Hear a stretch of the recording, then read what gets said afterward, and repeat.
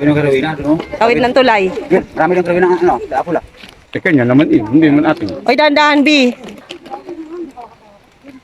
Kaya? Balik ka na doon. Nangihimasok ka na ng ano, territory ng Aray ko. Diyos ko. Pag nalaglag kayo, diretso kayo sa bato.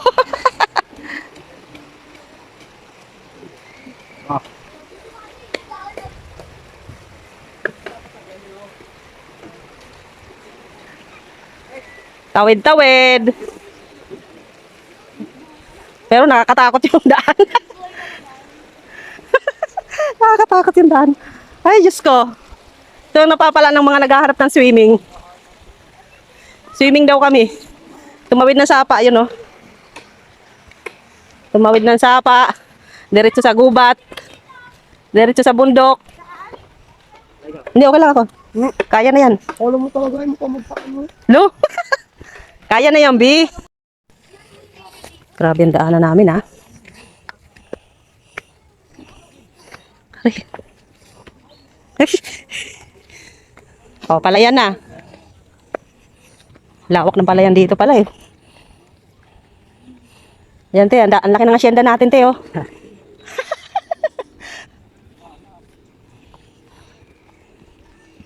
Saan kami dinadaan itong aming tour guide, oh.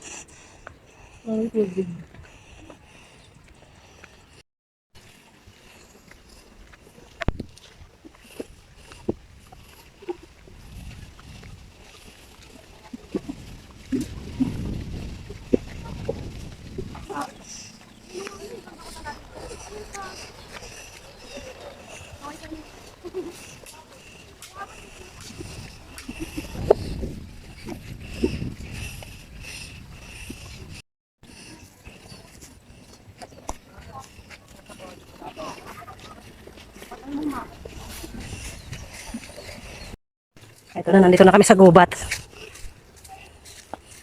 Dito kami dadaan, shortcut.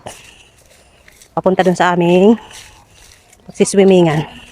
Ayan, lakas ng tubig, oh. Irrigation.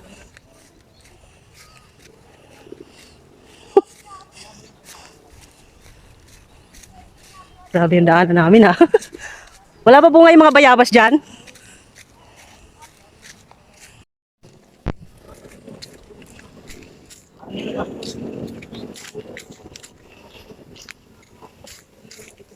Hihingal ako.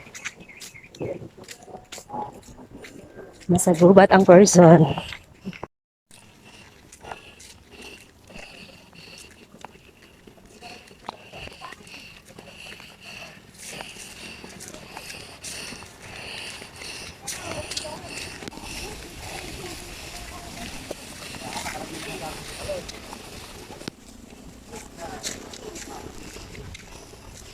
Kaliwadam na to, ah.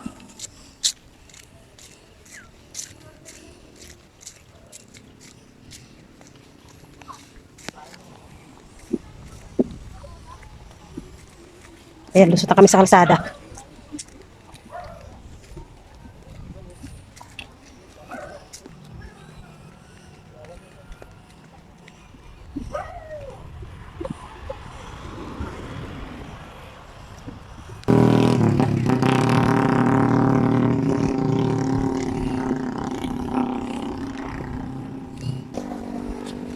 Tawid uli kami ng palayan. Mukhang malayo-layo yung palayan itong tatawirin namin, ah. Yan, oh. Napakalawak na palayan.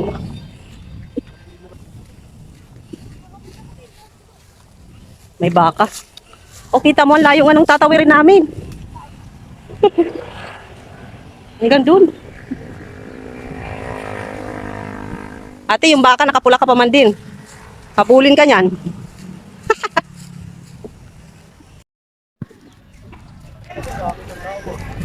Asa ba?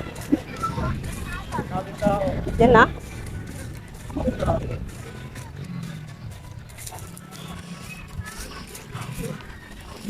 Nagsisigawan pa nga eh. Ay, oo nga, ang daming tao. Wala rin pala. Ay, gusto natin pumunta eh. Yan.